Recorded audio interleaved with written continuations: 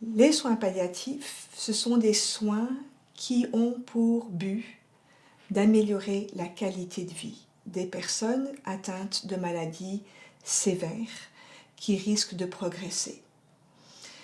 Ces personnes-là peuvent avoir des symptômes dès le début de leur maladie et peuvent bénéficier de soins palliatifs, d'une approche palliative pour essayer de les aider à vivre mieux avec leurs symptômes. Non seulement on essaie d'aider le patient, mais on essaie d'aider aussi sa famille. Donc c'est un accompagnement plutôt que des médicaments. Il faut considérer que le patient et sa famille peuvent avoir des problèmes de souffrance non pas juste physique, mais aussi d'ordre émotionnel, spirituel, et on a besoin de s'adresser à tous ces symptômes pour que le patient puisse avoir une qualité de vie qui a de l'allure, malgré qu'il soit atteint d'une maladie sévère. Donc, on devrait pouvoir faire appel à cette approche palliative dès le début, même au moment du diagnostic. C'est important. À part de ça, ce qu'il faut réaliser, c'est que historiquement, quand les soins palliatifs ont fait naissance dans les années 60, il y avait beaucoup moins de connaissances sur ce que c'étaient ces médicaments. Maintenant, avec le recul de 60 ans, on comprend mieux les médicaments, on connaît mieux leurs effets secondaires, on sait comment les doser, comment augmenter les doses. Et en plus, nous avons aussi des cours spécialisés en soins palliatifs pour que les étudiants de médecine et les résidents, les médecins, jeunes médecins qui sont encore apprentis, mais qu'ils puissent apprendre à mieux prescrire ces médicaments et encore une fois que ce soit tout à fait sécuritaire.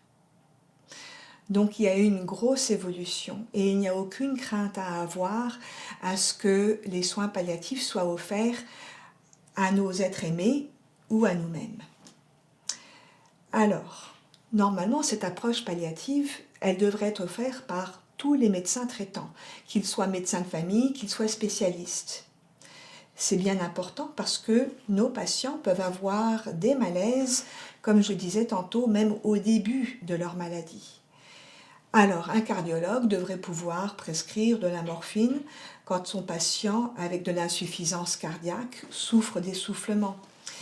Mais, malheureusement, l'approche palliative peut prendre un peu de temps. Puis des fois, ça a besoin d'être par une équipe qui est multidisciplinaire.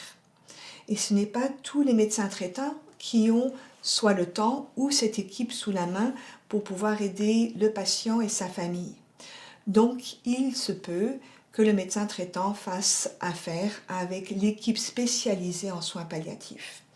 L'équipe spécialisée en soins palliatifs, elle a l'expertise pour traiter des symptômes qui peuvent être difficiles à traiter, qui peuvent être complexes et qui peuvent nécessiter l'assistance d'autres personnes comme des physiothérapeutes, des travailleurs sociaux, des psychologues et ainsi de suite.